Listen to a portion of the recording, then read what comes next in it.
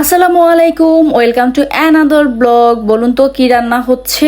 মজাদার খিচুড়ি, পাশাপাশি হচ্ছে গরুর কলিজা। গরুর কলিজাটা যদিও আমার পছন্দ না, তো আজকে হচ্ছে সেটাই রান্না করতেছিলাম। ঈদের সময় আনা হয়েছিল, তো কিছুটা রান্না করা হয়েছিল আর কিছুটা হচ্ছে রয়ে গিয়েছিল। আজকে ভাবলাম যে সেটা রান্না করে নেই, তো আগেই হচ্ছে সেদ্ধ করে আমি ভালো করে ধুয়ে নিয়েছিলাম। তো একটা প্যানের মধ্যে পরিমাণ মতো তেল দিয়ে এর মধ্যে হচ্ছে আমি গোটা গরমের মশলা দিয়ে দিয়েছিলাম আর হচ্ছে শুকনা মরিচ দিয়ে দিয়েছিলাম। তো এখানে হচ্ছে আমি কিছুটা পেঁয়াজ কেটে দিয়ে দিয়েছি। এখন হচ্ছে এটা বাদামি কালার হওয়া পর্যন্ত অপেক্ষা করা। তো পেঁয়াজটা একটু লাল, একটু না অনেক লাল কালার ছিল। তো ফার্স্ট টাইম হচ্ছে আমি এই পেঁয়াজটা দিয়ে রান্না করতেছি। কালার কেমন হবে বলতে পারি না। তো পেঁয়াজটা একটু বাদামি কালার হওয়ার পরে এর মধ্যে হচ্ছে আমি পরিমাণ মতো আদা রসুন পেস্ট দিয়ে একটু মশলা মানে সকল মশলা দিয়ে দিব। তো এখানে হচ্ছে আমি গরুর মাংস মশলা দিয়েছি, ধনিয়া গুঁড়া দিয়েছি, জিরা গুঁড়া দিয়েছি, দেন হচ্ছে গরমের মশলা দিয়েছি, হলুদ, মরিচ সব মশলাই দিয়েছি। দেখা যাচ্ছে যে আর একটু জয়ফল জয়িত্র গুঁড়াও দিয়ে দেন এটাকে হচ্ছে আমি ভালো করে কষিয়ে নিব। আর মরিচের গুঁড়াটা একটু বেশি দিয়েছি যাতে ঝাল ঝাল হয়। তো পেঁয়াজটার কারণে কালারটা একটু অন্যরকম আসতে পারে। আর স্বাদ মতো লবণও দিয়ে দিয়েছি। তো এই পেঁয়াজটা আমার একদমই ভালো লাগেনি। তো আর নেক্সট টাইম থেকে আর এটা আনবো না। তো মনে হচ্ছিল যে তেলের পরিমাণ একটু কম হয়েছে, দেন হচ্ছে আমি আর একটু তেল দিয়ে এর মধ্যে হচ্ছে কলিজাগুলিকে দিয়ে দিয়েছি। এখন হচ্ছে ভালো করে কষিয়ে নিব। আর আমি হচ্ছে একটু আলু গুটি গুটি করে কেটে নিয়েছি। আমি বাংলাদেশে থাকাকালীন আমার মাকে দেখতাম যে যখনই হচ্ছে কলিজা ফ্যাপসা রান্না করতো তো গুটি গুটি করে হচ্ছে আলু দিত, খেতে খুব ভালো লাগতো। তো আমার কলিজা থেকে ফ্যাপসা যেটা ওইটা খেতে ভালো লাগে বেশি। তো এখানে হচ্ছে সলিড কলিজাটা পাওয়া যায়। আমার কাছে কেন জানি কলিজাটা খেতে তেমন ভালোই লাগে না।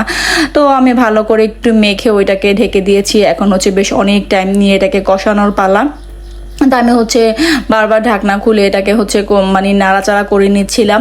তো পরে ভাবলাম যে একটু খিচুড়িও রান্না করি। তো সাদালের বাবা বলে দিয়েছিল যে খিচুড়ি রান্না করার জন্য। তো তাদের হচ্ছে খিচুড়ি, বিরিয়ানি এসব খাবার খুব পছন্দ।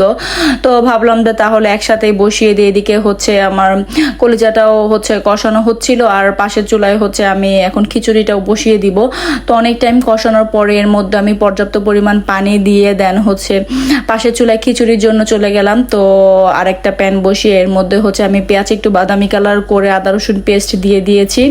আর এখন হচ্ছে সামান্য পরিমাণ করে হলুদ, মরিচের গুঁড়া আর হচ্ছে পরিমাণ মতো লবণ দিয়ে এখানে হচ্ছে আমি অর্ধেক প্যাকেট বিরিয়ানি মশলা দিয়ে দিব। তো এটা বেসিক্যালি হচ্ছে বাসমতি চাল দিয়ে এই রান্না। আর হচ্ছে মুসুরি ডাল, মুগ ডাল আমি আর চাল একসাথে ধুয়ে অলরেডি ঝরাও দিয়ে দিয়েছি। তো এই খিচুড়িটা তো আমার প্রতি সপ্তাহে দেখা যাচ্ছে যে একবার হলেও রান্না করাই হয়। তো সাজালের খুবই পছন্দ। সাজালের বাবা বলে যে যেহেতু মাংস রান্না করেছই তাহলে একটু খিচুড়ি রান্না করো। তো এখানে আমি প্রায় আধা প্যাকেটের মতো হচ্ছে বিরিয়ানি মশলা দিয়ে দিয়েছি। বিরিয়ানি মশলাটা দিলে গ্রানটা খুবই সুন্দর হয়। তো আমি একটু কষিয়ে দেন এর মধ্যে হচ্ছে চালগুলিকে অ্যাড করে দিব।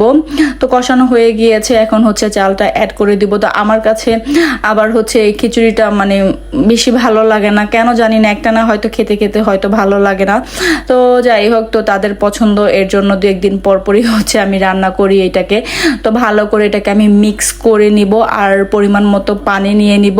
তো 1 কাপ চালের জন্য হচ্ছে 1.5 কাপ পানি নেই আর হচ্ছে আধা কাপ একটু বেশি দিয়ে, যেহেতু আমি এখানে 2 আইটেমের ডাল দিয়েছি। তো মেপে নিলে আমার কাছেও সুবিধা হয় আর ঝরঝরও হয়। তো পরিমাণ মতো পানিটা আমি এর মধ্যে দিয়ে এখন হচ্ছে খিচুড়িটাকে ঢেকে দিব। খিচুড়িটা হতে একদমই কম টাইম লাগে, দেখা যাচ্ছে যে 15-20 মিনিটের মধ্যে হচ্ছে খিচুড়িটা হয়ে যায়। তো 2 বেলার জন্য হচ্ছে আমি রান্না করতেছিলাম। তো দেখা যাবে যে 1 বেলা রান্না করলে 2 বেলা হয়ে যাবে। আর ওইদিকে মানে যেই কলিজাটা রান্না হচ্ছিল সেটাকে একটু নাড়াচাড়া করে দিচ্ছিলাম। তো একটু পরেই দেখা যাবে যে খিচুড়িটা হয়ে গিয়েছে। এদিকে কলিজাটার মধ্যে হচ্ছে আমি জিরা ফাঁকি দিয়ে দিলাম আর খিচুড়িটার মধ্যে হচ্ছে আমি সামান্য পরিমাণ জিরা ফাঁকি, কেওড়া জল আর হচ্ছে ঘিও দিয়ে দিব। তো ঘিটা দিলে খিচুড়িটার গ্রানটা আরও বেশি মানে সুন্দর আসে, তো ভালো লাগে খেতে। তো এই তো একদমই মানে উচ্চারণে চলে আসছে, মানে হচ্ছে হয়ে গিয়েছে এরকম একটা অবস্থায়। চাল সেদ্ধ হতে একদমই কম টাইম লাগে আর আমি আঁচটাকেও একদমই হচ্ছে কমিয়ে দিলাম যাতে পানিটা শুকিয়ে না যায়। তো দেখা যাবে যে 10 মিনিটের মধ্যে হয়ে যাবে। আর ভাপে মানে চুলাটা যে গরম ছিল ওইটার মধ্যে দিয়ে দিলে দেখা যাবে যে কিছুক্ষণের মধ্যেই হয়ে যাবে। তো লাস্টে হচ্ছে এর মধ্যে আমি ঘি দিয়ে দিব। তো যাই হোক, আজকের ছোট একটা ভিডিও, আশা করি আপনাদের ভালো লাগবে। যদি ভালো লেগে থাকে তাহলে অবশ্যই একটি লাইক দিবেন। আর ভিডিও সম্পর্কে কোনো মন্তব্য থাকলে অবশ্যই আমাকে কমেন্ট করে জানাবেন যে আমার আমার ভিডিও আপনাদের কাছে কেমন লাগে। ফেসবুক থেকে দেখে থাকলে অবশ্যই ফেসবুক পেজটিকে ফলো করে দিবেন, আর ইউটিউব থেকে দেখে থাকলে অবশ্যই ইউটিউব চ্যানেলটিকে সাবস্ক্রাইব করে দিবেন, যাতে পরবর্তী ভিডিওগুলি আপলোড করলে আপনারা দেখতে পারেন। আর ভিডিওটি যদি ভালো লেগে থাকে তাহলে অবশ্যই অবশ্যই অবশ্যই ভিডিওটিকে শেয়ার করে দিবেন। তো এদিকে আমার রান্না প্রায় শেষ দিকে, এই তো হয়ে গিয়েছে। আর একটু ঝোল ঝোল রাখবো, যেহেতু আলুটা দিয়েছি, তো আলুটা দিলে দেখা যাবে যে অনেকটাই পানি টানবে। তো এর জন্য হচ্ছে আমি এখন এটাকে বন্ধ করে দেব। তো এই তো লাস্টে এটার কালারটা এরকম আসছে। আর খিচুড়িটা হচ্ছে হয়ে গিয়েছে, এখন জাস্ট হচ্ছে দমে রাখার পালা। তো একটু পরে হচ্ছে বাচ্চাদের খাবার সার্ভ করে দিব। তো আজকে এই পর্যন্তই। সবাই ভালো থাকবেন, সুস্থ থাকবেন, আমার চ্যানেলের পাশে থাকবেন। আল্লাহ হাফেজ।